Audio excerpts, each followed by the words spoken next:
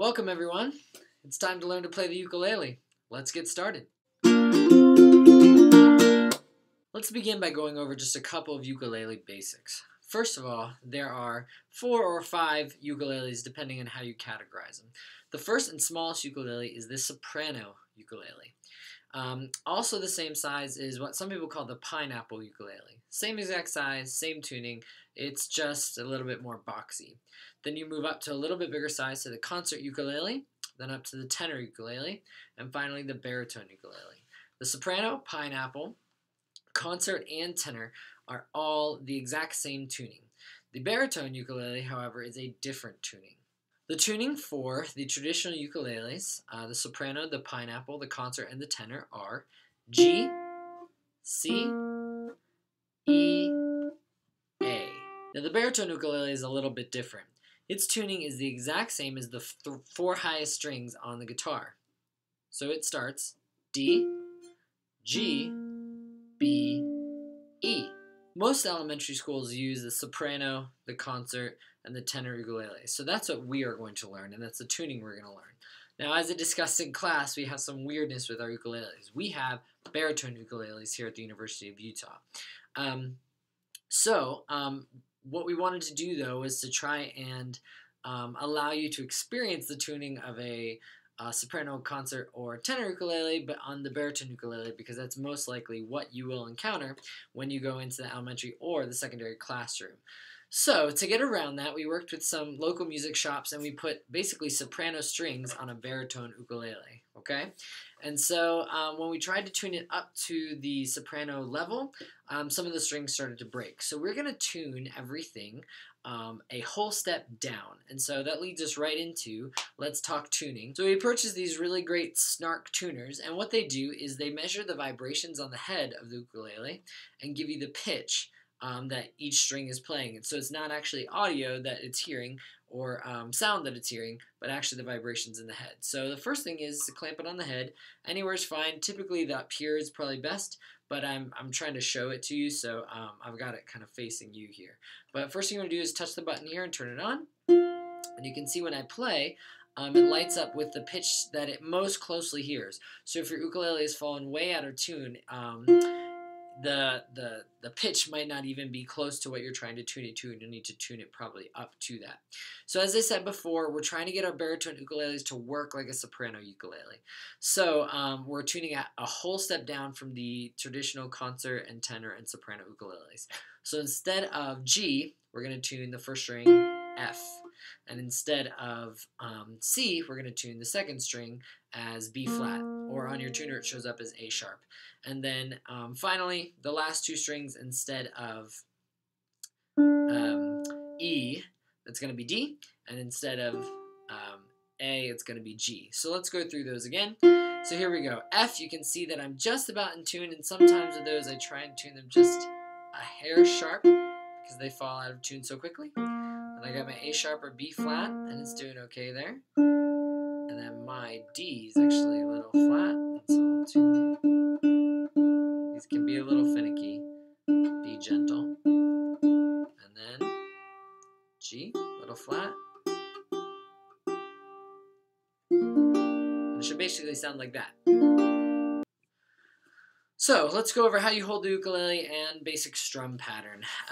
Basically, you want to tuck the ukulele so it's underneath your forearm, and so that your hand kind of naturally meets either near the sound hole or right up here on the bridge. I think that'll be different for depending on how big of a person you are. Basically, you're going to strum with your pointer finger. You're not going to strum this way with your pointer finger necessarily, but towards the nail, and then when you're doing an upstroke towards the pad of your finger. So kind of that way. Now you don't want to strum from your elbow. It's kind of too big of an action. You actually want to strum from your wrist in kind of a floppy motion. It'll basically look like this.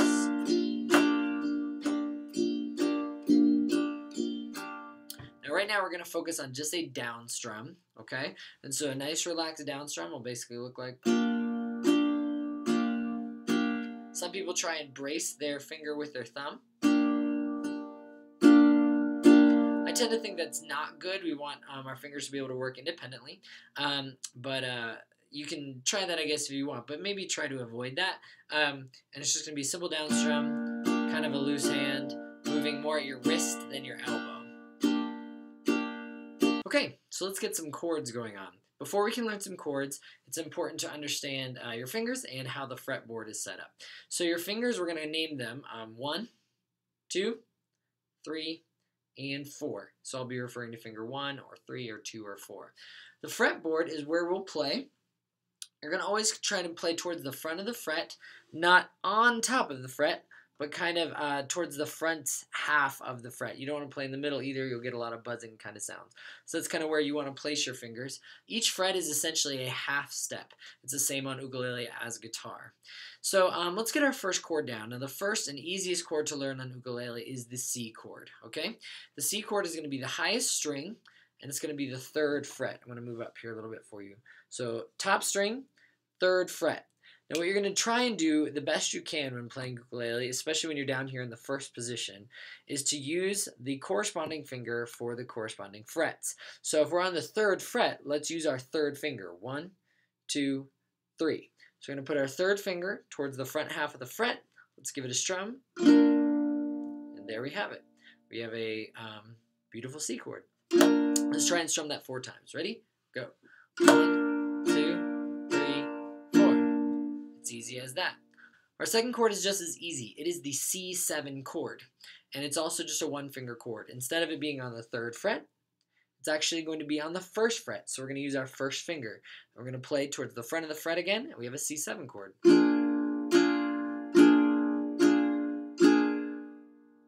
Okay, let's practice switching between those 2 chords. We're going to play each chord for a total of 4 beats, but we're only going to strum once. This will give you time to switch your fingers back and forth, and then we'll increase the number of strums.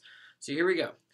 Let's start. 1, 2, C chord first. 1, 2, 3. C7. 1, 2, 3. C chord. 1, 2, 3. C7. 1, 2, 3, 4. You can practice that on your own. By only strumming once, it gives you time to change your fingers. That can be an effective strategy for students as well. Let's go ahead and try and strum 4 times, and we'll switch each measure out of 4, 4. 1, 2, ready, go. 1, 2, 3, 4. 1, 2, 3, 4. 1, 2, 3, 4. 1, 2, 3, 4. So let's try and immediately apply it to singing and playing. We're going to play Are You Sleeping? The great news is that it only requires 1 chord, the C chord. It'll go like this. Play along.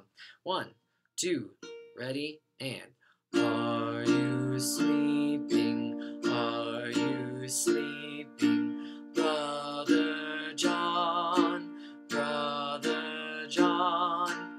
Morning bells are ringing, morning bells are ringing. Ding dong ding, ding dong ding. So let's learn one more chord. It's also just another 1-finger chord. It is the A minor chord. It's very simple. You go to the highest string, or the top string, the one closest to your face, and you take your 2nd finger and you put it on the 2nd fret, again, towards the front of the fret, and then we have A minor. Let's try a song. We're going to learn the song called Hey Ho, Nobody Home. Let's get our A minor chord ready. 2nd finger, 2nd fret, goes like this. Hey ho, nobody home, meat nor drink nor money have I none. Still I will be merry, very merry. Hey ho, nobody home. That concludes our introductory lesson. I hope you've learned a lot. Go ahead and dig for songs that you can play with these chords and practice away. See you next time.